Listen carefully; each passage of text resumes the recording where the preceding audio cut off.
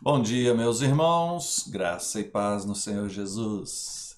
Nossa leitura bíblica de hoje, Lucas capítulos 17 e 18. Jesus inicia o capítulo 17 aqui,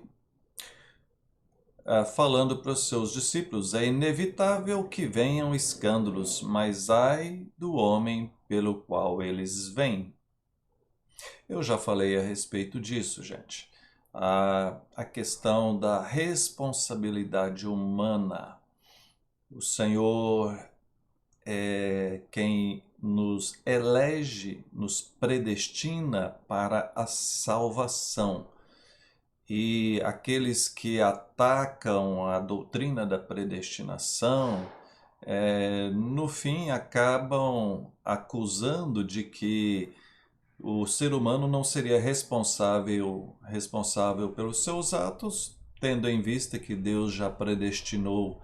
Só que Deus predestina para a questão eterna, para a salvação ou perdição, certo? Agora, cada um vai prestar conta dos seus atos e cada um é, vai ter o mérito dos seus atos. A Bíblia é clara ao dizer que aquilo que o homem semear, ele também ceifará. Então, ai daquele que causa o escândalo, ai daquele que vive no pecado. Deus é justiça e Deus, então, certamente tem os seus métodos, o seu jeito de cobrar de cada um. Então, muito cuidado, né, para não querer usar a, a, o amor de Deus, a bondade, a paciência, a graça e misericórdia de Deus como desculpa para o pecado. Tá? Não brinque com Deus. Ouça o que eu estou dizendo. Não brinque com Deus. Prosseguindo, é, Jesus fala a respeito do perdão, né? Verso 3: acautelai-vos, se teu irmão pecar contra ti, repreende-o. Se ele arrepender, perdoa. E se por 7 vezes no mesmo dia, né, ele pecar contra você, perdoa. Os discípulos, quando ouviram isso, eles falaram assim, verso 5: Senhor, aumenta a nossa fé. Aumenta a nossa fé. 7 vezes durante o dia o cara cometendo pecado contra ele, né? Pecado contra a pessoa, né? Fazendo alguma coisa errada contra ela. E mesmo assim a pessoa tem que perdoar. E lembre-se, o cristianismo é marcado pelo perdão. Jesus vai ampliar isso ao máximo. Não é só 7 vezes, é 70 vezes 7. Olha, ele mesmo deu exemplo, pregado naquela cruz, depois de tudo que fizeram com ele, fala: Pai, perdoa, porque eles não sabem o que fazem. Então, perdão é característica do cristianismo, marca do cristianismo, certo? Então, é bom que aprendamos a ter um coração pronto a perdoar, humilde. E veja que ele tem, eu quero chamar a sua atenção aqui no verso 6, quando eles falam assim: olha, então aumenta a nossa fé. Aí Jesus fala assim: ó, se vocês tiverem fé como um grão de mostarda, né, pequenininho, vocês serão capazes de dizer para uma planta que arranca daqui e joga-te ao mar. Alguns aplicam esse negócio aqui para fé, para outras coisas, para crescer, para ganhar isso ou aquilo, conquistar isso ou aquilo outro, né, para vitórias e etc. E Jesus está falando a respeito dessa questão de fé, né? Fé, por pequenininha que seja, seria capaz de fazer o quê? De perdoar. A fé aqui está ligada à questão do perdão. Quem consegue perdoar? é quem tem fé. Quem não tem fé, gente, presta atenção, quem não tem fé não perdoa. Ela vai crescendo a raiva, um ódio no coração, ela não consegue ver aquela pessoa, ela não consegue conviver com aquela pessoa, ela continua ali amargando a raiva e o ódio, o ressentimento no seu coração.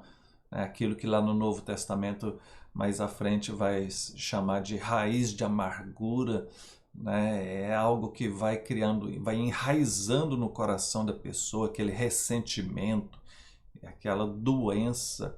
Isso é falta de fé, segundo Jesus, porque aquele que acredita em Deus, ele consegue descansar em Deus e ele consegue amar ao próximo como a si mesmo, perdoar o próximo. Ok? Prosseguindo, temos o episódio da cura dos 10 leprosos, né?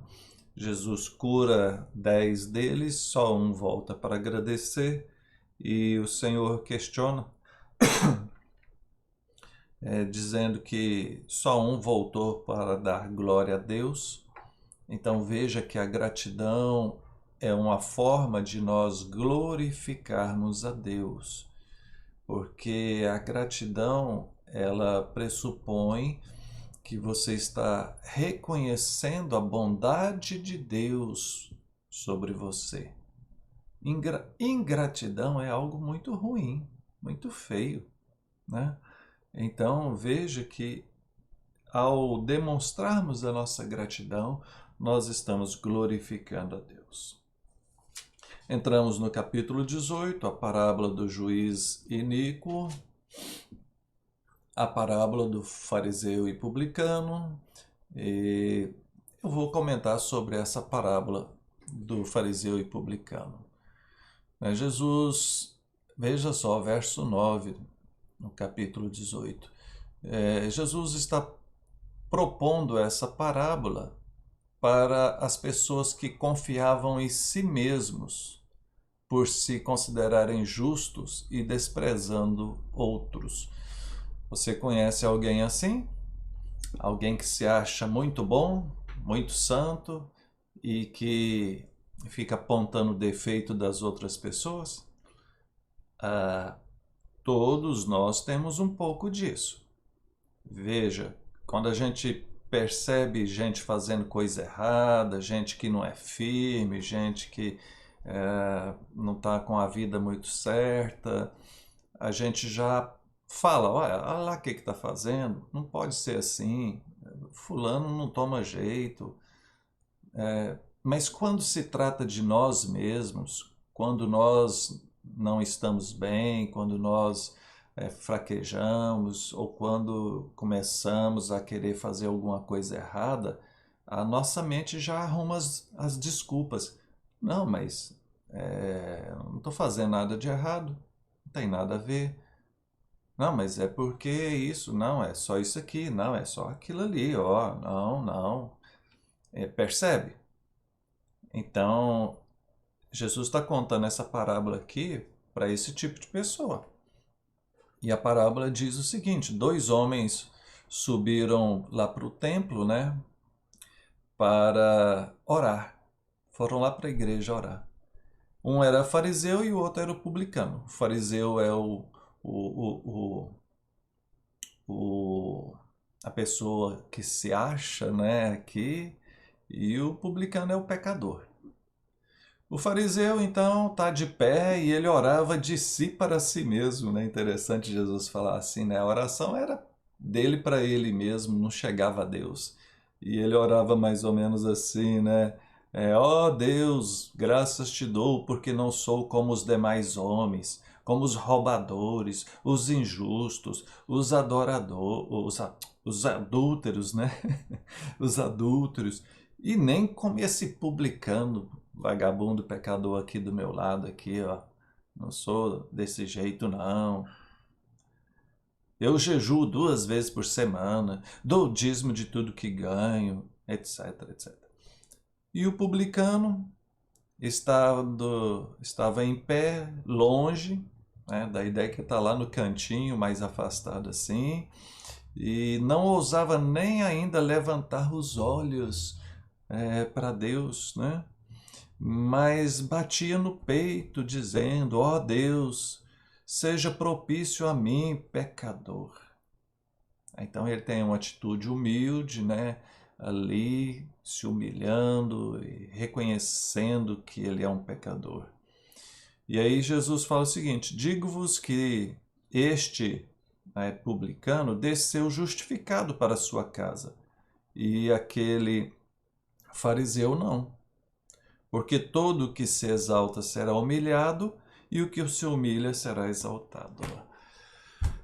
Pois bem, meus queridos, a questão da humildade.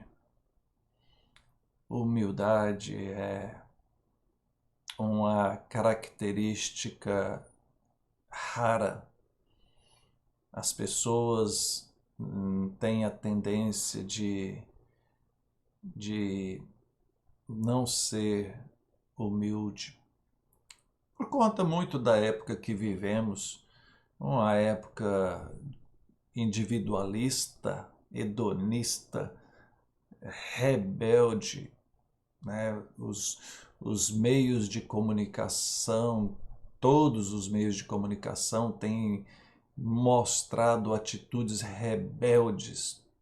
Né? Você olha, está todo mundo se rebelando, lutando, brigando, defendendo suas bandeiras, seus direitos, suas interpretações, suas narrativas, né?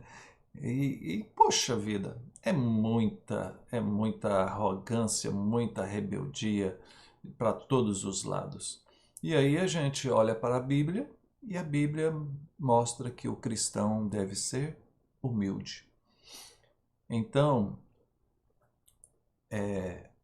humildade, meu irmão, minha irmã, aprenda a ser humilde. Aos olhos de Deus, aquele que se humilha será exaltado, mas aqueles que se exaltam serão humilhados. E a respeito de oração, né, a oração deve ser humilde. Essas orações, Senhor, eu tomo posse, Senhor, eu reivindico, Senhor, eu não aceito isso, eu não aceito aquilo. Essas orações são arrogantes, presunçosas. A oração é algo que deve ser humilde. Ouça o que eu estou dizendo. A oração deve ser humilde. Senhor, eu sou um miserável pecador.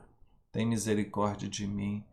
Senhor, Tu és Deus Todo-Poderoso. Senhor, me abençoa.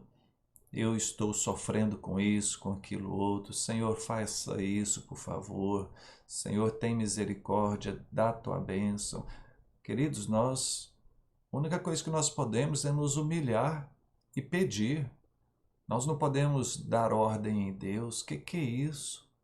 Que é isso? Dar ordem em Deus, tomar posse, reivindicar, declarar, decretar. Aprenda a humildade, porque Deus se agrada disso. Amém, queridos. Nós vamos encerrar por aqui, que já está bem grande o vídeo. Vamos orar? Pai querido, louvado seja o Senhor. Obrigado por Tua palavra, Pai. E nos abençoa para que consigamos ter uma vida santa e humilde que seja agradável aos Teus olhos. Em nome de Jesus. Amém. Deus te abençoe e até mais.